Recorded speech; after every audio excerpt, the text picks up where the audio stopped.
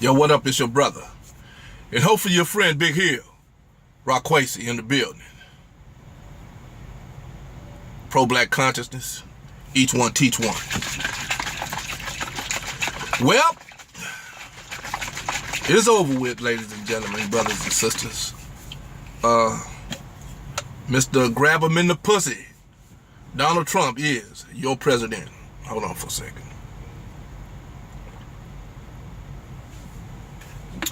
And, most of the day, like especially this morning, I've been trying to gauge the consciousness of Black America, and find out, how we feel. And for the most part, it's what I've expected, a lot of sadness, a lot of fear mongering, a lot of blame. Those that didn't vote for Trump or voted for Hillary want to blame those of us that didn't vote for Donald Trump being the president. Although Hillary won the popular vote, and Donald Trump won the 270 electoral college votes. And I've been saying that, I've been making posts about it the whole time, man, is that the popular vote does not put presidents in the White House. It never has. It's the electoral college. And that person, that delegate that's in the electoral college can vote either way he wants to. You know what I'm saying? He doesn't necessarily have to vote along party lines if you're a Democrat. And that's what people been doing. I've been reading posts, people talking about, black folk, we in trouble now, and what we gonna do now, and just this overall fear mongering. To me, fear mongering, man, it comes from a place of a victim mentality. When you have a victim mentality, you're scared. You're scared of what's going to happen to you next. But when you walk God body, you know what I'm talking about?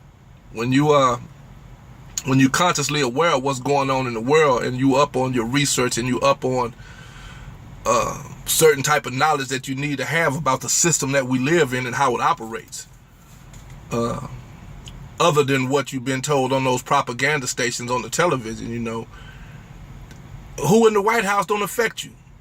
If I could just take y'all back in history a while, man, we've had one black president, but 43 presidents before them been white racist elites, all the way back to George Washington, because he owned slaves.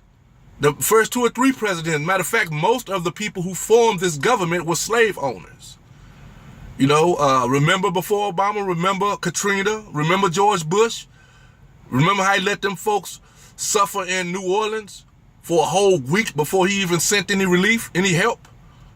You know what I'm saying? He flying over in a helicopter watching people on roofs, but yet he waited a whole week to send help to poor black folks that was in the midst of a catastrophe. So just because we have another racist president doesn't mean anything to me. I'm just gonna do like I've always done. Peep the system that they present, maneuver within the system, and try to do what I need to do, man, to keep food on the table, clothes on my back, and a roof over my head. You know what I'm saying? And hopefully earn enough to be able to help somebody else. Man, I don't emotionally invest myself in presidential politics where the result of them, if it doesn't go the way I thought or wanted it to go, that I'm gonna be adversely affected by it. No. Black folks, man, we have always been given the shit of this system that they offer us, and we've always taken that shit and made spectacular things out of it. Coming out of slavery, dumb, educated, uneducated, illiterate, we build communities. You know what I'm saying? These names and stuff that they place up on us, like nigga and coon. We turn that into something beautiful. Ace Boone Coon, my nigga. Not that it's any better, but we take what they meant to harm and demean us and flip it and turn it into something else. So we're gonna have to do the same thing now. Now that Trump's the president, we just gonna have to, man, close ranks, come together in our communities, help one another, love one another, hold each other accountable, and try to make our communities better places to live, since that's where we have to be.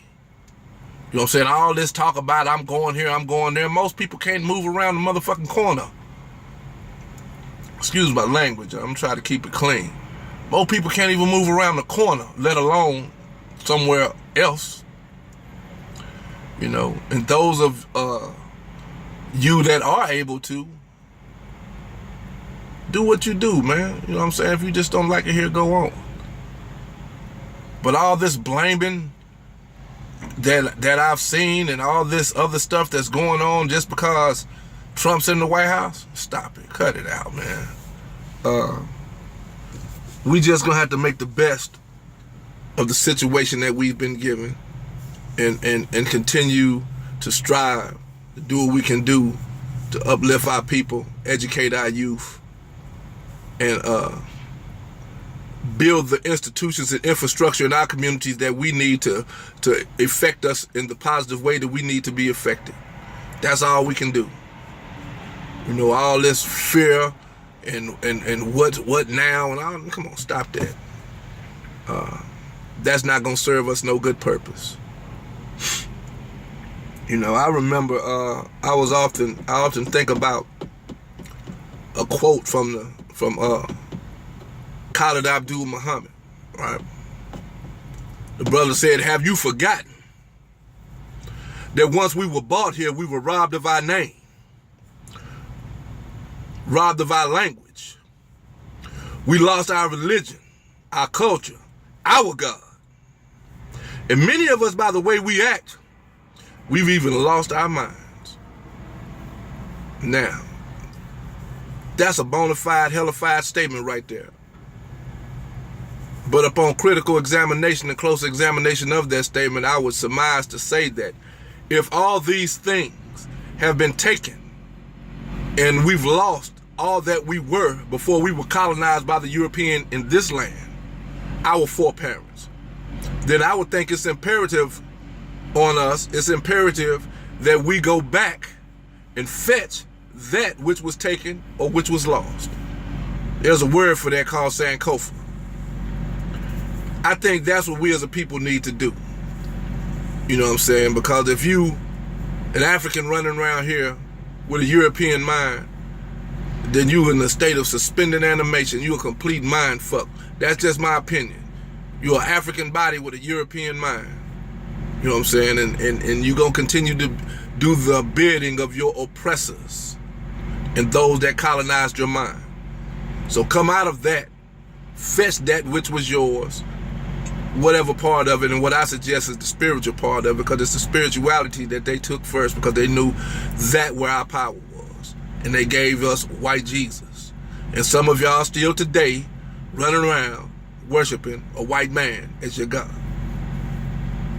You know what I'm saying? Because you don't have enough sense or the wherewithal